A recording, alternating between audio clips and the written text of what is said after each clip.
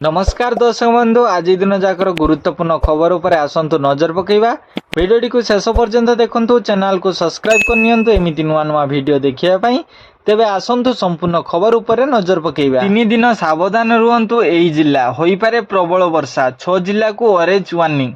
राज्य रे किछि दिन हेबो वर्षा जारी रहिथिला बेले अनेक स्थान रे बन्या परिस्थिति मध्य देखा जाउछि।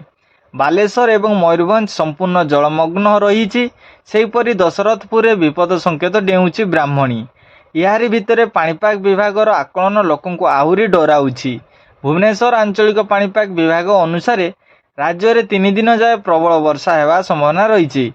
एही स्थान रे प्रबल वर्षा नहीं 6 जिला को ऑरेंज वार्निंग जारी करा जाइछि।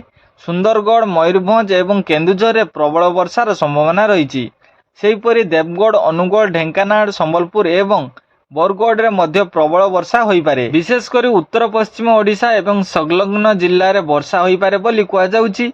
सेहीपरि गुरुवार मध्य वर्षा नहीं अनेक जिला को अलर्ट जारी करा जाइछि।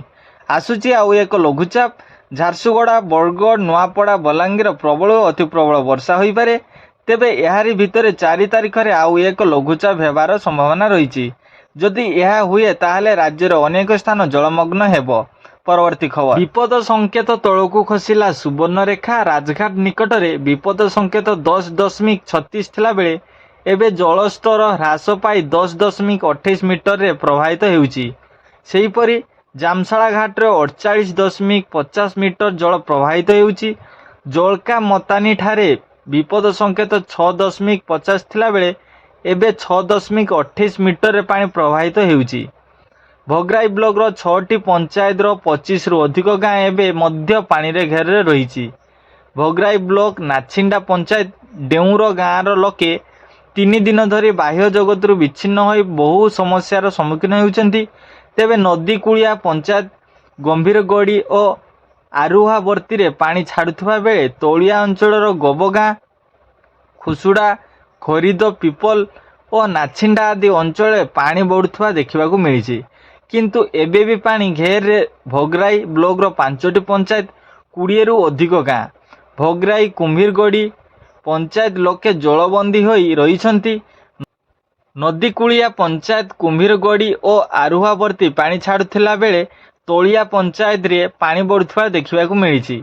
सेपटे जाजपुर जिला बैतरणी नदी रो प्रथम बन्या जल प्रवेश करिछि। प्रथम बन्या पानी रे धसिला नदीबंध। यार प्रभाव रे शाखा नदी काणी प्रभावित होईछि। काणी नदीर कंटपड़ा रे बंध मुकुला थिबारु बन्या जल चाष जमी को माड़ी जाइछि। मल्लिकापुर ठारे काणी नदी रे पोल निर्माण चलीथिबारु पुराणा पोल को भांगी दिया जाइथिला। एणु यातायात पई एक बाउंस चार निर्माण करा जाई मल्लिकापुर पलासाई को जोगाजोग हो जाइथिला। मात्र बन्या आसिबा फल बाउंस चार को भांगी भसाई नहीं।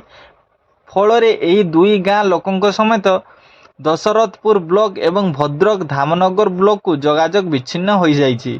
तो फ्रेंड्स एमिति लेटेस्ट वीडियो पाइबा पई आम चैनल को एबे सब्सक्राइब करंतु जहाँ फल आपण माने डेली लेटेस्ट वीडियो पाई परिबे। तो फ्रेंड्स ये वीडियो को व्हाट्सएप फेसबुक ट्विटर माध्यम रे शेयर करंतु।